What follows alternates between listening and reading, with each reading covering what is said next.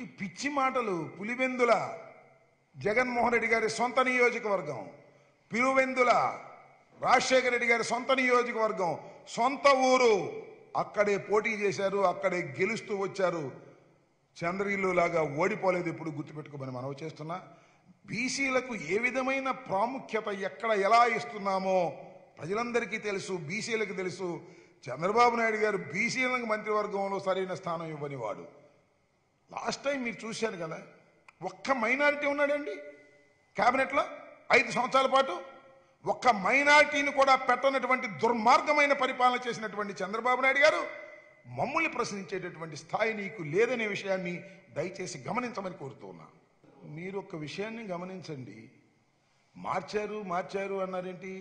మారుస్తారు. మాకున్నటువంటి సౌలభ్యం గురించి మారుస్తారు. ఎవరిని మార్చినా వారు గెలుపు కోసమే మారుస్తారు. What is this? ఇంకా మార్పులు ఉంటాయి చూడండి. ఇది కులాల వారీగా మార్చాల్సిన అవసరం లేదు. పార్టీ బలోపేతం చేయటం కోసం మార్పులు ఉంటాయి.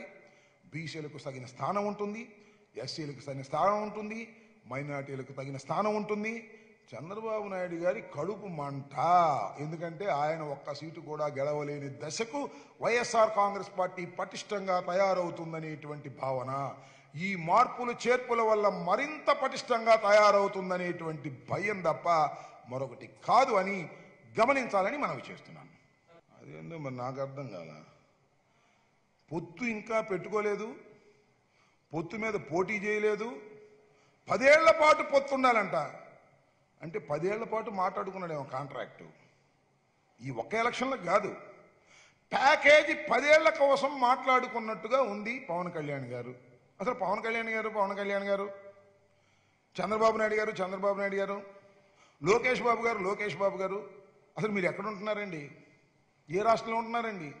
మీ ఇల్లు ఎక్కడండి? అప్పుడప్పుడు వచ్చిపోయేవాళ్ళు కదండి మీరు. నేను మనవి చేస్తున్నా, ఈ ఎన్నికలు అయిపోయిన తర్వాత రిటైర్మెంట్ ఖాయం. ఎవరికి? చంద్రబాబు నాయుడు గారికి. ఇల్లు లేదు కదా, అక్కడే బ్రహ్మాండం ఇల్లు కట్టుకున్నాడు, అదంటూ ఉంటాడు. లోకేష్ కూడా పాదయాత్ర అక్కడే చేసుకుంటాడు. ఈవినింగ్ టైము మన ఏదైతే బ్రహ్మానంద రెడ్డి గారి స్టేడియం ఉంది, బ్రహ్మానంద రెడ్డి గారి పార్క్ ఉంది కదా, దానిలో ఈవినింగ్ పాదయాత్ర చేసుకుంటాడు.